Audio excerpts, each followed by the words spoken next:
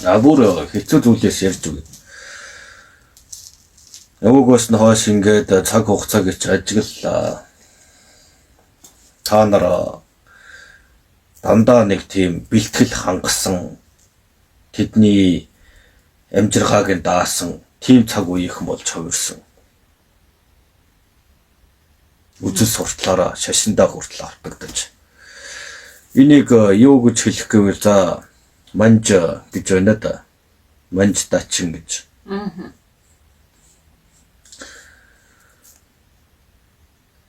Тэд хүртэл яасан бэ? Шашнаар ч дамжуулж албаар нэвчүүлж байгаад та нарыг нухчин дарсан. Нухчин дарахтаа за тэр ойрд гэж байгаа тийм үү? За тэр өвөр Монгол гэж байгаа энэ болгоныг нэг нэгээр нь өөрсдөр нь алуулсан байгаа юм шүү дээ. Шашныг нь ашигласан. Дээрээс нь сунлыг ашигласан.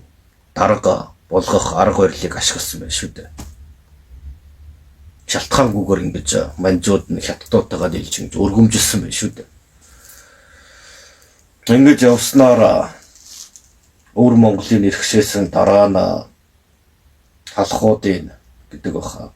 Тий.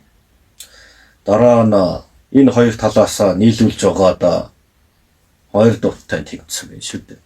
Ерөөсө Монголыг цэргийн бэлтгэл хүч арын талын хамгаалтаа болгож хувиргасан байна да.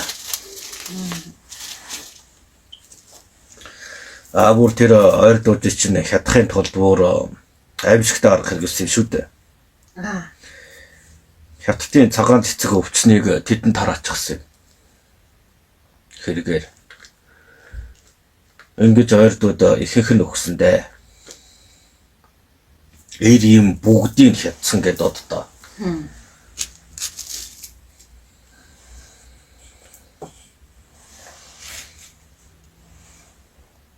Энд ерөөсөө яах гэж тэр халахууд нь оролцсон гэвэл шуналдаа авчихсан. Шашинд нь авчихсан биэл байхгүй юу? Тэгэл туу гэхээр заа гэл зуудаг болцсон. Ингэж Монголыг монголоор нь сонирхсан юм шүү дээ. За энэ дээрээс нь монголчуудыг ойр дуудын жишээнээс харж байгаад дахиж босхоорг болгохын тулд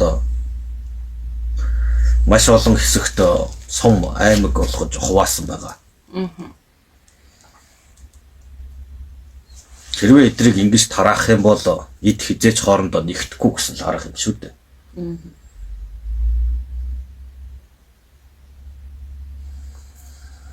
За ингээд шашин шүтлэг энтертэй автаад ингээд нөгөө энэ ертөнцийн соёлын хамгийн дээд тэргүүлэгч удирдагчд байсан нөхдүүд чинь өөрсдөө шунал интересээ болоод уруудаад эхэлчихлээ. Шүтлгээрээ болоод. Та нар ч ёстой их дарлуулсан да. Эннийхээ урвалтынхаа шанг сайн ч төлсөн.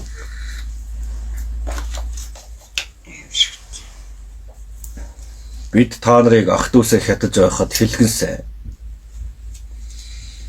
Тэр чихрээс чинь хайсан. Тэгэж хэдэн зуун жил болж байж одоо л гайгүй болсон биш үү? Та нарыг сэргээхийн тулд бүр тэр Орсыг чинь хэцүүдүүлж хятад манжи чинь эвгүй болгож иж та нар гарч ирсэн гэдгийг хэн ч мэдэхгүй шүү дээ. Бид та нарт охиромжтой цагийг чинь бэлдэж өгсөн гэдгийг та нар мэдэхгүй.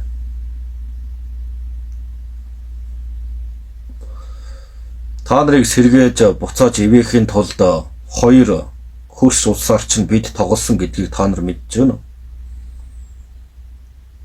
Бүх зүйлийг та нар түүхээс судлавал яагаад ч юм игцгэн таарсан байх ёстой цаг хугацааны. Тэрийг та нар ашигласан байх шүү дээ.